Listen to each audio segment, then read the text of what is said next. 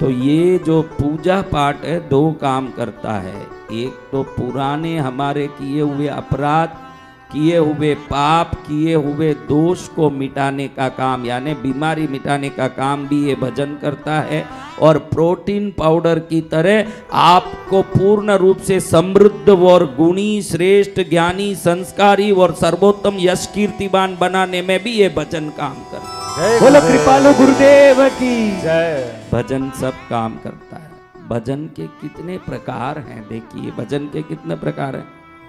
जो बहुत पैसा वाला है वो भगवती के चरण में सोने का कमल बना बना के चढ़ा के भी रोज 1008 कमल से पूजा कर सकता है। ऐसा भी हो सकता है ना जो एक फूल वाला कमल भी नहीं खरीद सके, वैसा भी तो है। इसलिए हमारे धर्म में मानस पूजा भी रखा गया। अगर तेरे पास एक इलायची खरीदने को भी पैसा नहीं है तो चिंता मत कर, मन से पूजा कर, प्रभु प्रसन्न हो जाएंगे। किससे पूजा करना? मन से पूजा। हाँ, मन से भगवान। हाँ, मन की पूजा का उतना ही फल मिलता है, ज्यादा भी मिल जाता है। क्योंकि बाहर की पूजा मन भटकते हुए भी हो सकता है। मन की पूजा तो मन की एकाग्रता हो ही तो ही होगा। मन की एकाग्रता सबसे बड़ी शक्ति है। जो मन एकाग्र कर लिया उसको सब मिल गया। जोधपुर नरेश, जो जोधपुर का गांव नाम तो सुना होगा ना। जोधपुर नाम सुने नहीं ऐसे कोई तो है नहीं, सबने जोधपुर सुना। पहले सब इनके राजा थे, स्वतंत्रता के बाद ये सब एस्टेट को समाप्त कर दिया गया। पहले की सच्ची घटना है। जोधपुर नरेश के पास किसी ने आके शिकायत की कि आपका जो दरबान बार जो रात में पहरा देता है और रात में नींद लेता है। क्या करता है? नींद लेता है गुरुदेव। आप ध्यान दीजिए इसका। नरेश को, राजाओं को गुस्सा आ जाए ना तो बड़ा अजीब आता है। राजा को गुस्सा आया कि मेरे दरबार का पहरा देने वाला नींद लेता है, मैं खुद देखूंगा इसे। राजा ने सोचा मैं परीक्षा लूं इसकी, मैं जाके खुद देखूंगा कि ये नींद कैसे ले रहा है।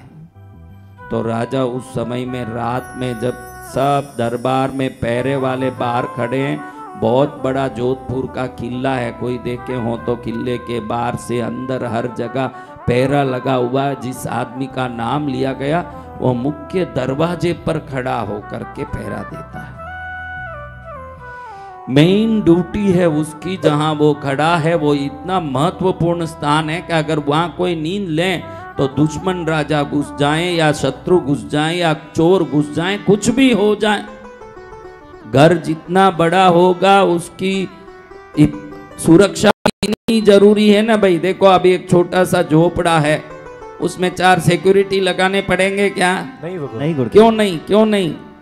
छोटा है। नहीं, छोटा है तो क्या, क्यों नहीं लगाना? क्योंकि अगर झोपड़ा है तो उसमें कुछ होगा नहीं।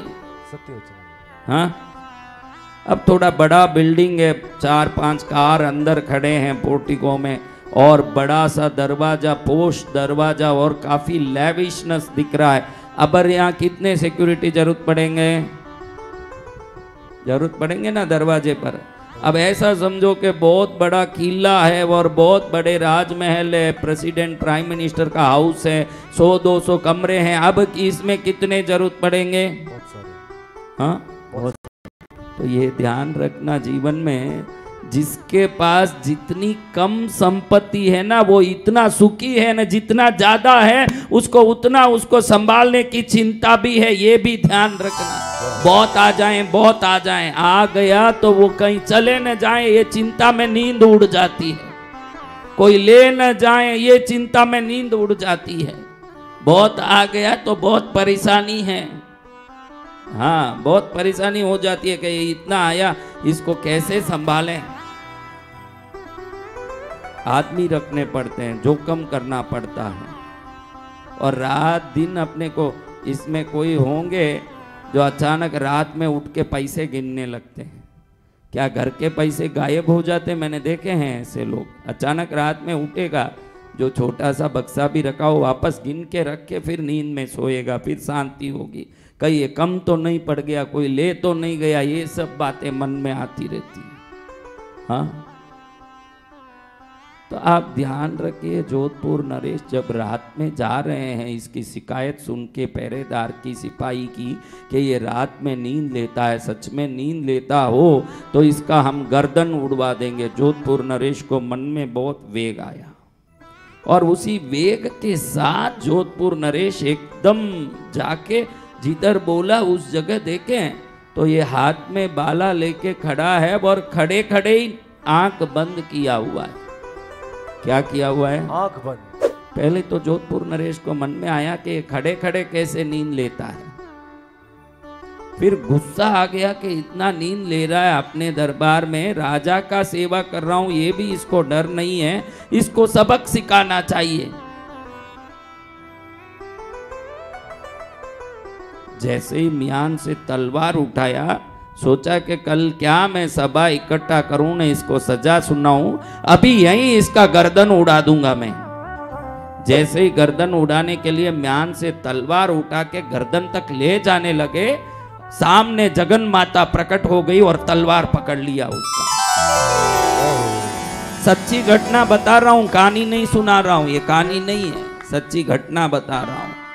जब देवी ने इसका हाथ पकड़ा, तलवार पकड़ा, उस समय देवी भीगी हुई थी पूरी तरह से, दूध टपक रहा है शरीर से, बाल से, कोने कोने से दूध टपक रहा है शरीर में। ना रही है माँ और आ गई। तब नरेश को सावधान कर रही है, सावधान, मेरे भक्तों पर कोई भी अत्याचार करने जाए उनको मैं छोड़ने वाली हूं नहीं हूं। अपने आप को राजा समझता है। ये देखिए बाहर खड़ा हुआ आदमी पैरा देते देते आंख बंद करके मेरी मानस पूजा करता है। अभी इतनी देर वो घड़े से दूध लेने की भावना करके ऐसे ही खड़े खड़े गरीब आदमी ये सोचता था कि मैं दूध कहाँ से लाऊं, घड़ा कहाँ से लाऊं, माँ इतना धन कहाँ से लाऊं, लेकिन मन से तो पूजा कर सकता हूं। तो मन से ही, भाव से ही, कल्पना से ही भाव पूजा कर रहा था ये मेरा, और उसी से मैं ना के प्रसन्न हो रही थी कि मेरा बच्चा मुझे नला रहा है, उस पर हाथ लगाएगा तो तेरा खैर नहीं है, सावधान रहना।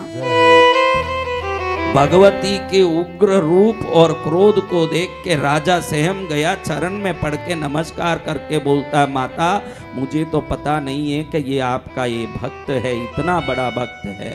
माँ उस नरेश को कहती है, बड़ा भक्त छोटा भक्त कौन होता है?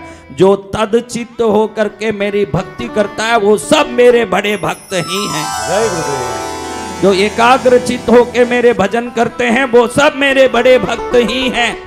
आप ध्यान रखना, यहाँ बैठ करके दिमाग कहीं लगा रहेगा तो बेकार है आना।